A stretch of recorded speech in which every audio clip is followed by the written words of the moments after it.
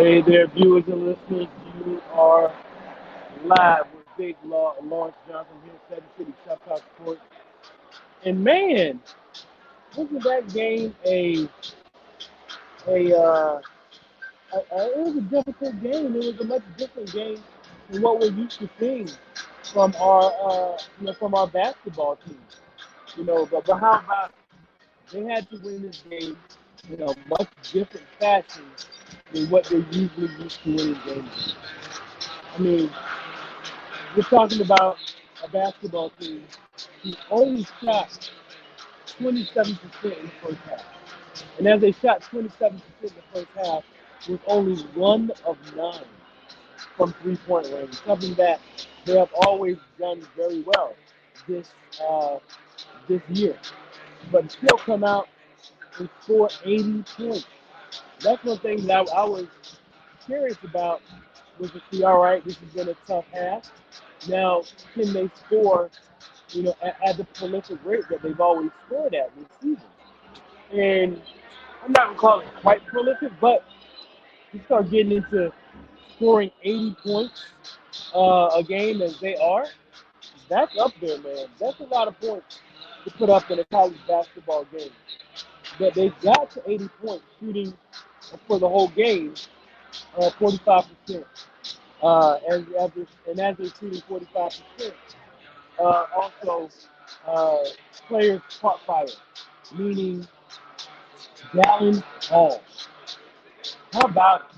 Dallin Hall went off for 20 points. And the thing about what Dallin Hall is, he hasn't had a game or had to have a game like this all season. And when you have players, when you have players, so many players uh, on the roster who can score and shoot, a lot of times it's a matter of, whose night is it, who's hot for the night. But I will tell you this, you did have a couple guys who are consistent or consistently have scored and put the ball in the bucket. I'll start with my guy, Jakari White. How about it, guys? Jakari White with 15 points. Also, I feel like he was a spark plug, one of the two spark plugs to get the team going as well. You guys having a hard time hearing me, huh? Thanks, Chad, for that. Let me see something here. Let's try this. Tell me if you can hear me any better. Give me a thumbs up if you can hear me any better, Wood. But yeah, this game was a game that I felt like was definitely a game that this team needed. They needed a game like this, and as they got a game like this, all the three-pointers weren't falling. They had to be able to score, in a way other than it's worse, huh? Dang. I'm sorry if you guys are having a hard time hearing me.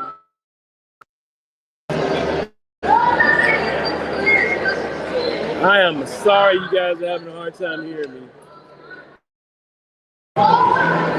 Yeah, there is a lot of background noise here.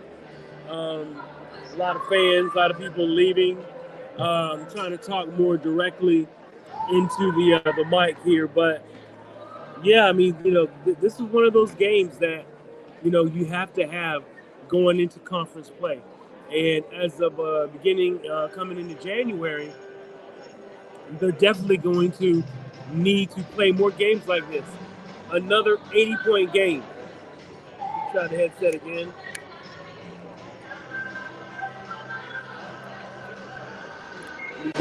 That can do you guys a little bit better. But yeah, you're looking at a team that looks like they are primed to get into ACC play. And when they get in ACC play, all those threes, that they usually see them hit, they're not going to fall like that all the time in conference play. One thing I can tell you Maryland did, they did a great job of uh, of closeout. When our guys were spotted up along the three-point line. Their guys sprinted out, made it a difficult shot. I got to give their guys credit for that. And another thing is Maryland, very pesky squad. They have talent. There's no doubt about it. Maryland has always had talent on their teams. It's whether or not they can really put it together. Buzz Williams, of course, ex-Virginia Tech head coach, coaching them, doing a good job with the squad in his first year.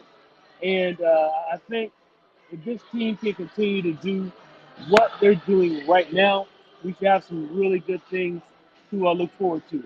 And I can tell you, Wood, you're absolutely right. It was pulled out a win. They did play terrible. But think about that. They played terrible and still scored 80 points, shot 27%. But we got to give a shout out also to Chance Mallory. Didn't really make a difference. Well, he made a difference, you know, in a lot of other ways, but he didn't score his regular double figures. Chance had 6 points, but this is where he really made the difference. He had 4 rebounds, 6 assists, 5 steals, man. I talked about a spark plug in Jakari White on offense. Well, we have a spark plug on defense and ball control and energy, and that's Chance Mallory. When those two guys come in together, they are pesky. They make it so difficult for the backup guards or the other, the starting guards to try to set their offense because they challenge every pass. They challenge passing lanes. They challenge inbound passes. They are the kind of players a coach, loves to have. They're dream boat type of players where, they do the hard things. They do the things that a lot of players have a difficulty worrying about doing because they don't want to lose their energy, you know. But that's one of the philosophies with Coach Odom is he has the guys uh, platooning in and out a lot. You have, your power forwards as uh, Tillis and DeRitter. Your center is Osenio and Grunlow. Your point guard, you have Dallin Hall, Chance, Mallory. Your guards, you're looking at, you know, oh my goodness, I'm drawing a blank. But your guards are that you have come in are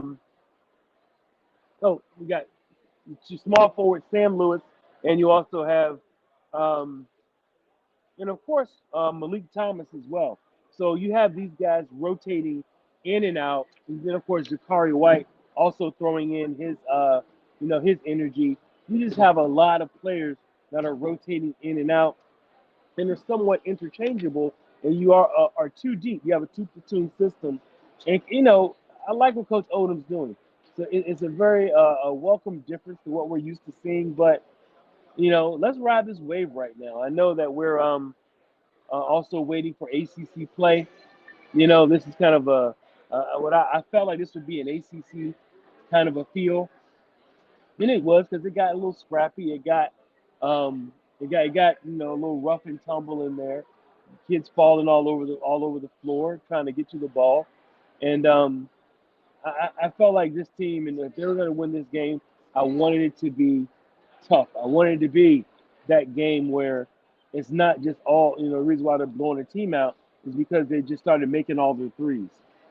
And this is a game that didn't make a lot of threes. In the first half, they were 1 for 9. All right. So let's, they wound up being 35% from three and 45% from the field to close the game out. So let's keep riding this wave of this basketball team being what they are, and we'll keep you up to date here on Seven Cities Shop Talk Sports. Make sure you tune in Tuesday nights as well. Also, keep a lookout. I will be doing some more work with the NFL Draft Bible now that the draft is coming up, and I will be talking about and talking with some of the players that are going to be drafted in the NFL. I'll be interviewing some players as well. So just stay close, stay tight. Keep tuned in. But I gotta thank all of you for hanging out and sitting tight with us. Just thank you for tuning in, Wood. But what I'll do is we'll talk a little bit. We got a football game Saturday coming up as well. But if you guys don't catch me, happy holidays to you. But this has been another win, good game for the basketball team. This is Seven City Shop Talk Sports. Thanks again, Wahoo Wah, and I will see you guys in a few days. Thank you. Bye bye.